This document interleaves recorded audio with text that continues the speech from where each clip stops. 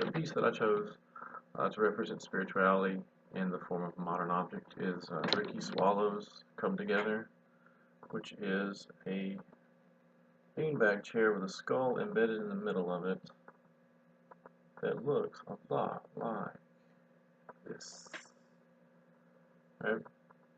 The whole thing is actually carved out of wood, though it is hyper realistically accurate as far as the depiction of the beanbag chair and the skull. Um, I was interested in this for a few different reasons, especially regarding spirituality. And one, um, it represents a sort of impermanence, and that is the state of reality. Even science, like they say, the only constant is change. Um, Nothing is forever, and I think the skull embedded in the middle does this in a sort of historical way.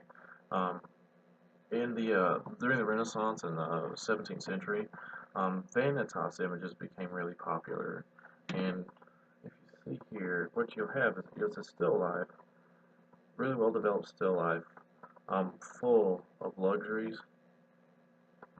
and despite there are all these things that you should enjoy about the image, in the middle you'll see there's a skull.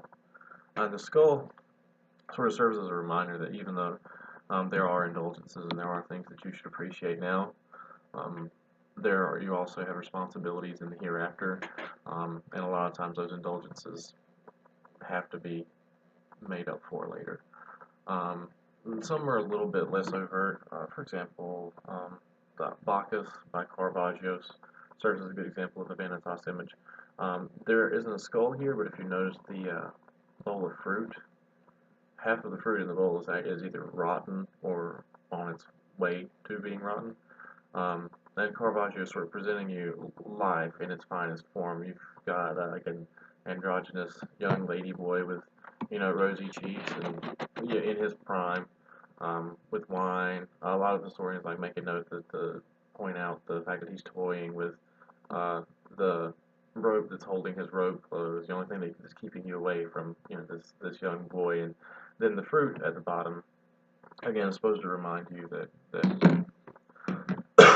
sorry, that you have responsibilities, and um, uh, penitence in one form or the other is something that becomes very real, whether in this life or in the next. There's a contradiction um, in the fact that the wood looks like it's soft and inviting, but in actuality is not. Wood is not something that you just flop down into like a beanbag chair. Um, the fact that the skull's in the middle means that it's a runner about death, and death is inescapable, much in the same way that beanbag chairs can be inescapable. Um, there's a reference possibly to sloth. Inactivity um, is a form of indulgence. Um, there's a lot more to the image than I thought on first examination. Um, I at first assumed that this was another opportunity for artists to use the word juxtapose when describing their work, um, being that it is comprised of so many contradictions. But I think that it really does present a sort of spirituality in the nature of the message that's being conveyed. That is all.